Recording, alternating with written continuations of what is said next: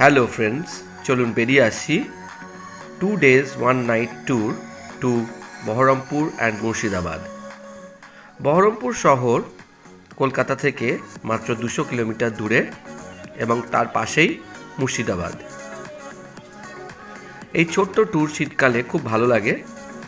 বহরমপুর হলো পশ্চিমবঙ্গের 7ম বৃহত্তম শহর এবং পশ্চিমবঙ্গের কেন্দ্রীয় অংশে অবস্থিত, কারণ এর পর থেকেই শুরু হয় উত্তরবঙ্গ আর নিচে দক্ষিণবঙ্গ। কলকাতা থেকে বহরমপুরে আসতে হলে আপনাকে শিয়ালদা স্টেশনে এসে লালগোলা প্যাসেঞ্জার, লালগোলা মেমু কিংবা ভাগীরথী এক্সপ্রেসে করে আসতে হবে। সময় মোটামুটি 4 ঘন্টা থেকে 4.5 ঘন্টাও লাগে। তো চলুন দেখে নিই বহরমপুরে কোথায় কোথায় যাব, কোথায় থাকবো। বহরমপুর রেল স্টেশনের কাছে অনেক লজ আছে যেখানে আপনি থাকতে পারেন। মোটামুটি পার ডে 1000 থেকে 1500 পর্যন্ত ভাড়া, ডাবল বেডরুম এবং বেশ ভালো স্বাচ্ছন্দ্যদায়ক রুম পাবেন। আর স্টেশনের কাছাকাছি থাকাই ভালো, কেন তাতে আপনার মুর্শিদাবাদ ট্যুরের সুবিধা হবে। আমরা শিয়ালদা থেকে 10টা 28-এর শিয়ালদা লালগোলা মেমু ধরে বহরমপুর পৌঁছে গেলাম। মোটামুটি 2:30 নাগাদ আমরা বহরমপুর নামলাম এবং তারপরেই গিয়ে চেক ইন করলাম আমাদের হোটেলে। খানিকক্ষণ বিশ্রামের পর আমরা বেরিয়ে পড়লাম শহরটাকে দেখার জন্য। প্রথমেই আমরা গেলাম কৃষ্ণনাথ কলেজ দেখতে।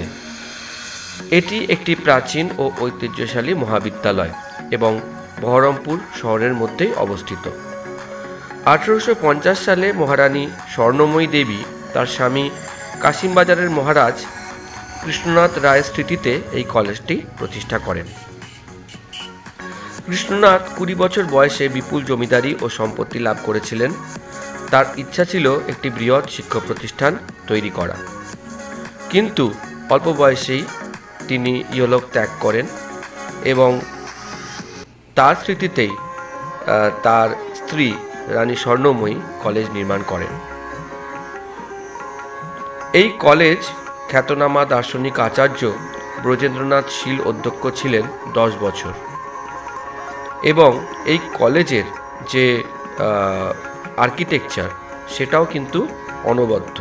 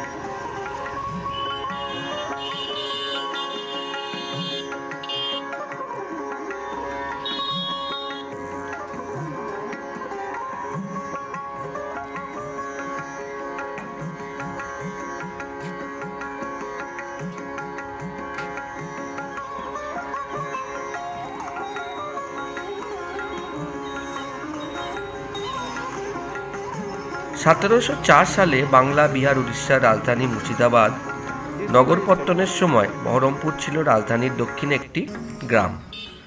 তখন তার নাম ছিল সাতপুকুরিয়া ব্রহ্মপুর। গ্রামটার পূর্ব ও পশ্চিম দুদিক দিয়েই ভাগীরথী নদী প্রবাহিত হতো।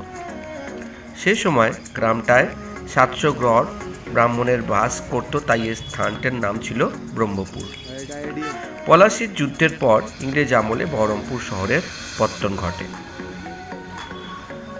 1765 সালে বহরমপুর ক্যান্টনমেন্টের সূচনা হয়। ইংরেজদের উচ্চারণে ব্রহ্মপুর হয়ে ওঠে বহরমপুর।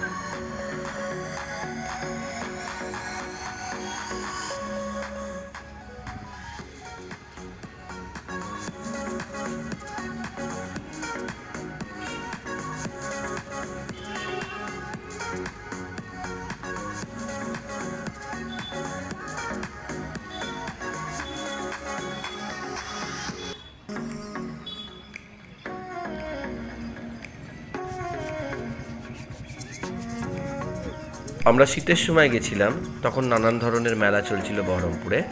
তার মধ্যে একটি মেলা আমরা ঘুরে দেখলাম, খাদি মেলা, মুর্শিদাবাদ খাদি মেলা। সেই মেলাতে নানান রকম হস্তশিল্প, শাড়ি এবং পিওর সিল্কের অনেক কিছু পাওয়া যাচ্ছিল। তো খুব ভালো লাগলো মেলাটা দেখে, এবং লোক সংস্কৃতি, লোকশিল্প এগুলোকেও তুলে ধরা হচ্ছিল এই মেলাতে।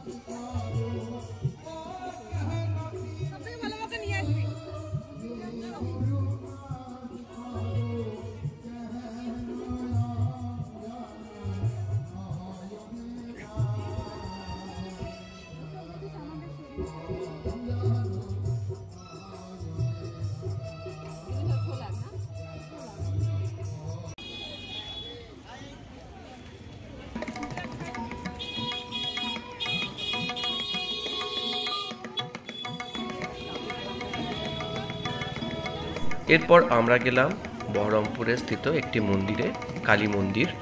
তো সেখানে বিগ্রহ দেখে খুবই ভালো লাগলো।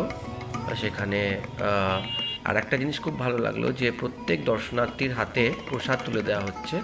একটা বড় গামলায় ফল নিয়ে একজন ব্যক্তি সে প্রসাদ দিচ্ছেন সবাইকে। খুবই ভালো লাগলো এটা দেখে।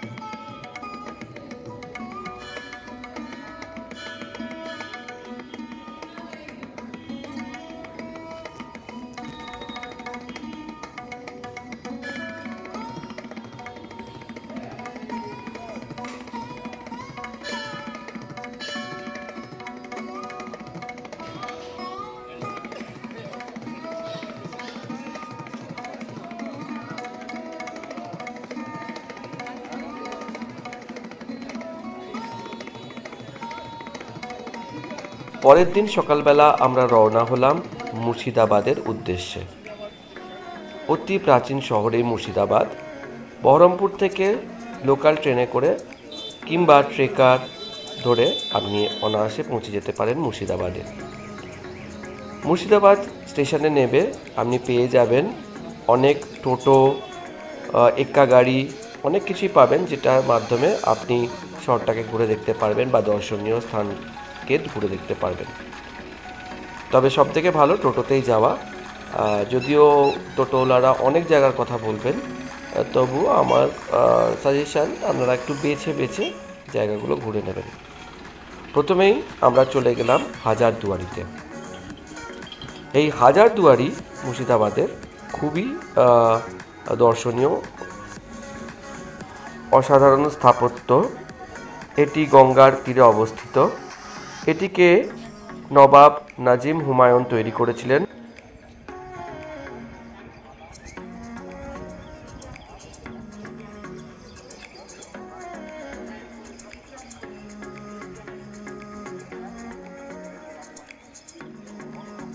হাজারদুয়ারি নামকরণ হয়েছে হাজারদুয়ার কথাটা থেকে।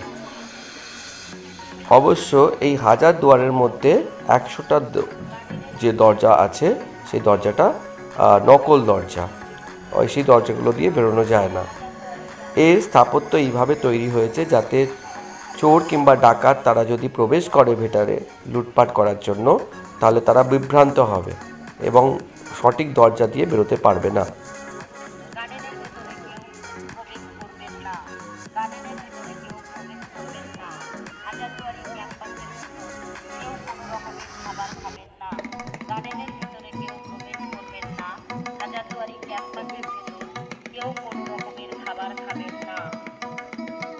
হাজারদুয়ারি ক্যাম্পাসে পরিষ্কার পরিচ্ছন্নতা বজায় রাখুন। নোংরা আবর্জনা ফেলার জন্য ডাস্টবিন ব্যবহার করুন। হাজারদুয়ারি ক্যাম্পাসে পরিষ্কার পরিচ্ছন্নতা বজায় রাখুন। নোংরা আবর্জনা ডাস্টবিনে ফেলুন। মিউজিয়ামের প্রবেশের আগে বড় ব্যাগ ও ক্যামেরা মাল করে জমা করে রাখুন। মিউজিয়ামে ঢোকার আগে প্রত্যেকে মোবাইল ফোন সুইচ অফ করে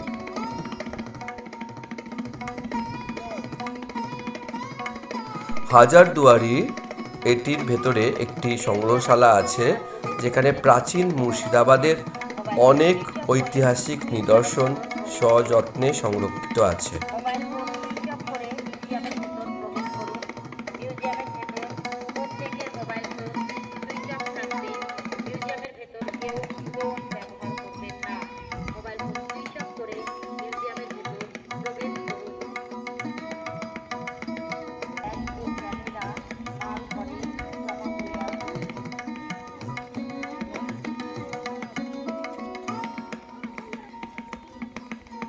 মিউজিয়ামের ভেতর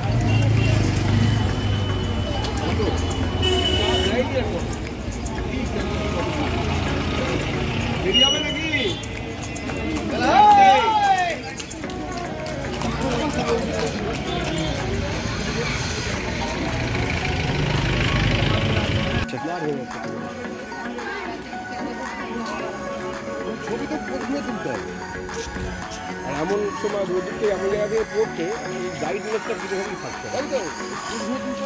না, মুর্শিদাবাদে কিন্তু না এই টুরিস্ট স্পটগুলোর ভূয়সী উন্নতি হয়েছে। আগে আমরা এসেছি এত ভালো ছিল না, বিগত 15-20 বছরের মধ্যে এটা কিন্তু সব হয়েছে।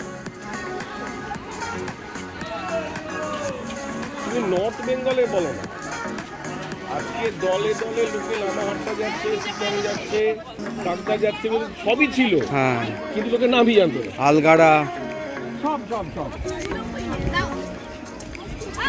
অহলধারা, ওই শিকারের পরই অহলধারা ধরো। হ্যাঁ, ওখান থেকে তুমি চলে চটকপুর যাও, দাইপানি যাও।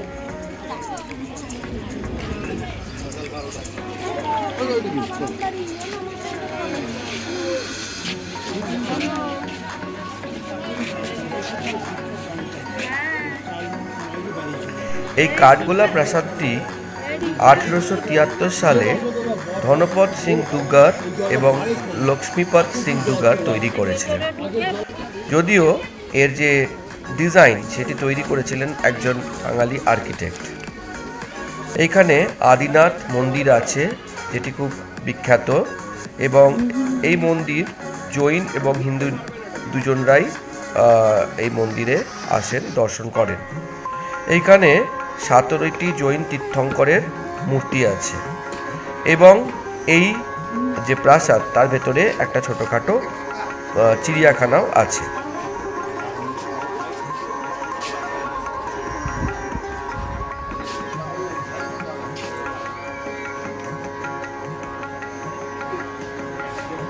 এই পাশটাতে ভালো হবে, এই পাশটাতে রোদ আছে, ওই পাশটাতে অন্ধকার হবে হিন্দুদা।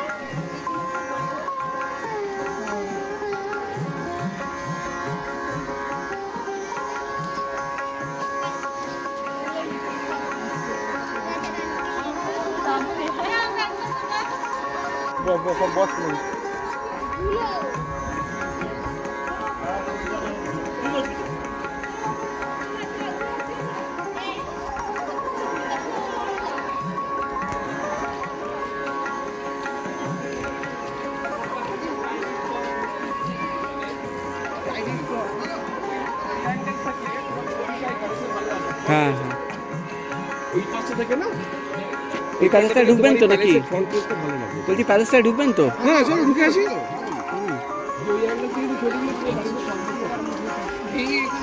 বেশিরভাগ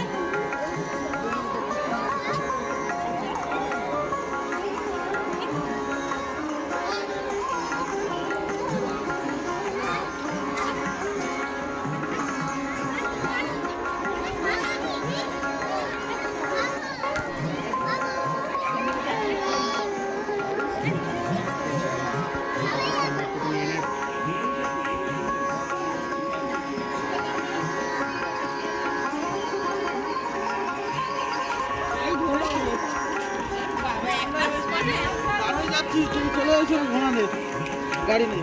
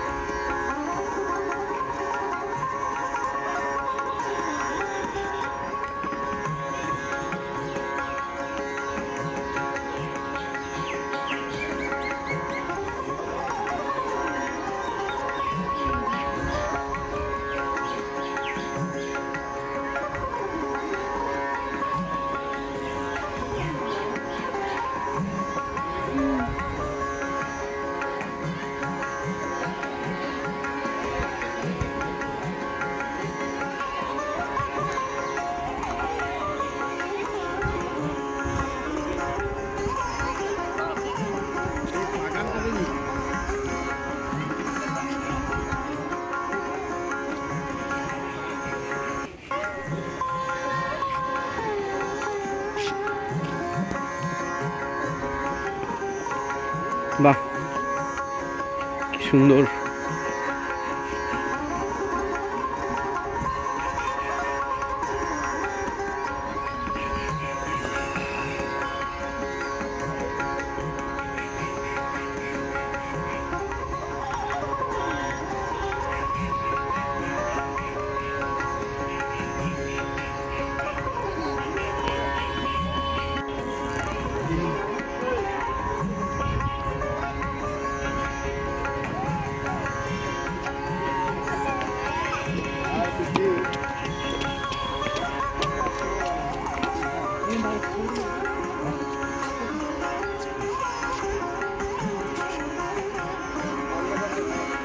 এই তুই একটা ছবি তুলে দেখ না। হুম,